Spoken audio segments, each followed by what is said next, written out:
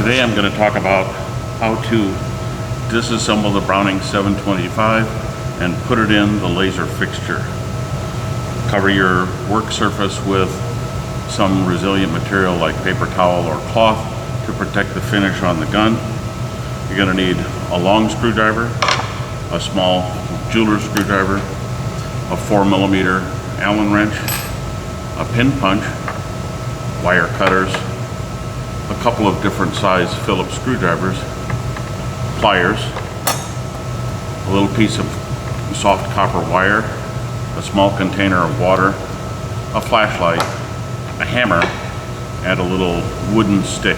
This just happens to be a wire brush. Of course, you need the fixture, the clamping screw, and the clamping device. First thing, take the gun, stand it up. I've taken the gun out of the case just for clarity purposes. We can set the barrels aside. The Phillips screwdriver is used to remove the screws from inside the gun to take the fore-end metal out.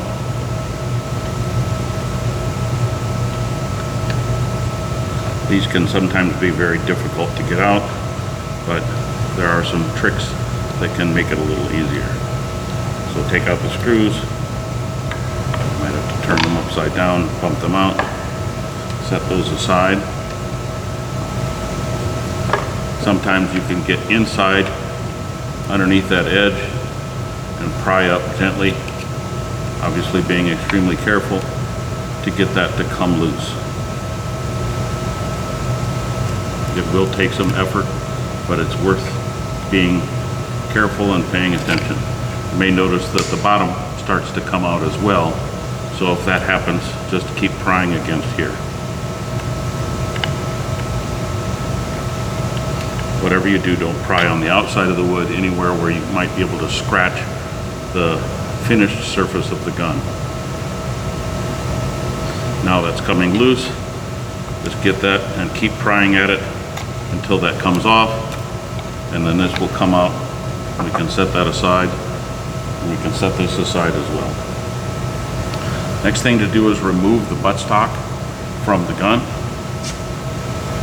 You're going to want to use a little bit of water on your screwdriver to get in there and loosen these screws. The thing is, the water is going to help keep from damaging the rubber butt pad.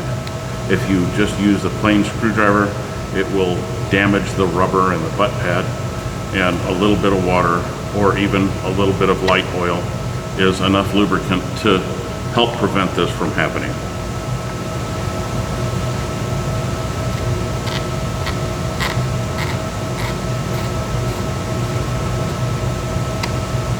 These screws are very long, and you want to take your time and get them out. Sometimes it's easier to use a smaller screwdriver.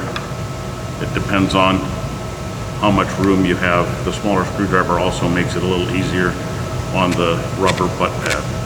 But keep backing it out and lifting up on the butt pad until you feel that it's coming off. Dip your screwdriver in water or lubricant frequently to keep that from damaging anything.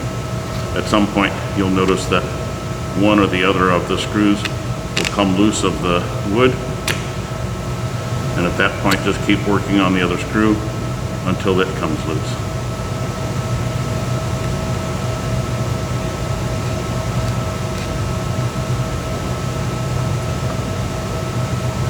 There's a little plastic guide which helps that get locked into the gun. Sometimes that comes out with the screw. Just put it back on the screw just like that, and then set that aside. Now we need to get the buttstock off of the receiver itself. You're going to need a long screwdriver for this because it goes a long way down inside there. It is very handy at this point to have a flashlight to look down inside to see what the orientation of the screw head is. So once you've determined the orientation of the screw head, you can line your screwdriver up and then turn that out. There, sometimes put in there quite tightly.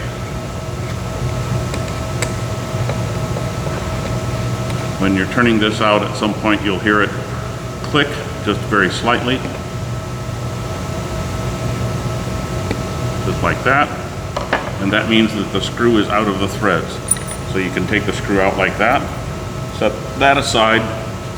Now, at this point you need to separate this, and it's very, very easy to become violent with this, but it's not necessary. If you grab the receiver like this and the gun like this, it should come apart quite readily. Once again, set that aside. Once you have the receiver out of the shotgun, support the end of it with a piece of wood or a piece of plastic, and then use the pin punch to drive out the pin that holds the trigger guard in place.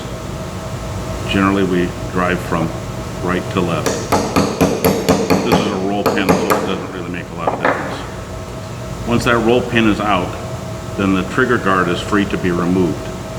In order to do that, get underneath it. You can see there's a little gap in between there. You can pry this up very easily. It will pop out of place, then lift it. Takes a little bit of strength, and rotate it counterclockwise, and then it will come right out. Set that aside. Now we take the screw and put it in the end of this. This doesn't have to be very tight, just snug. Once the receiver is apart, you'll have to prepare it to receive the barrels. You can only do this while the receiver is out of the fixture. You basically pull the lever to one side and then use a piece of wood to pry up on this lever, and what this does is it cocks the gun, and this is sometimes a three-handed affair, but this cocks the gun and now makes it possible for the barrel to be put onto the receiver. It will also leave the beaver tail over to one side. Once you have the receiver separated, you're ready to assemble the barrels and place it in the fixture. First, make sure that the barrels have the extractors sticking out at least a little bit.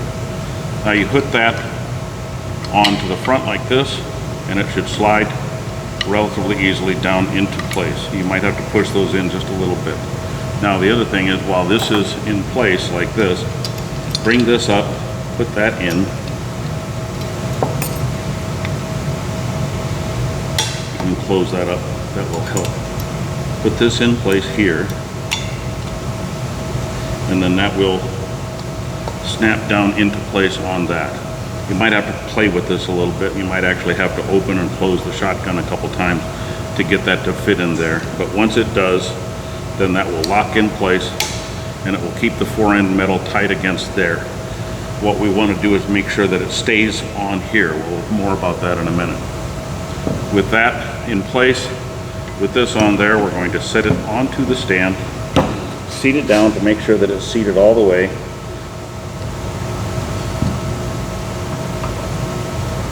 Once it's seated all the way against the metal there, we can put in this clip and make sure that that's standing as straight as possible.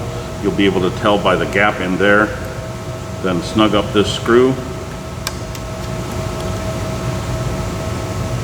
and give it no more than about a 90-degree, maybe not even that.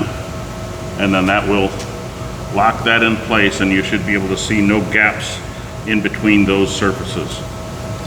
The beaver tail will naturally be a little bit off to one side because the gun is brand new, and that locking mechanism will take that a little time to wear in. At this point, we're going to take a little bit of soft copper wire, clip that off, feed it through the barrel itself, run it around here, feed it through again, and then take the two ends and just grab a pair of pliers, tug on that so it's as tight as we can get it, and twist those together.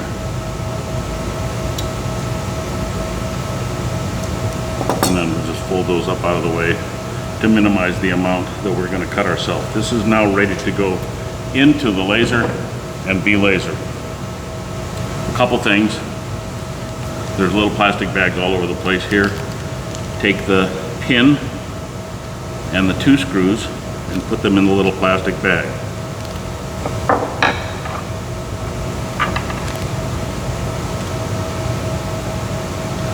get the box over here. Put the parts in the box as carefully as possible. This can go into the same bag that the barrels came out of until it's ready for the barrels again and go in there. The little baggie with our screws and our pin in it can go in there, as well as the trigger guard. We want the stock to go in here. There's actually a piece of plastic that you want to wrap around that. The butt pad can go in here so that the screws don't come in contact with the stock and damage them. And then the screw itself can go in next to that box of accessories for the same reason. We don't want it rattling around inside the box and damaging anything. And set this aside and then make a note of which firearm it is and make sure that the appropriate people are copied on an email saying what firearm it is.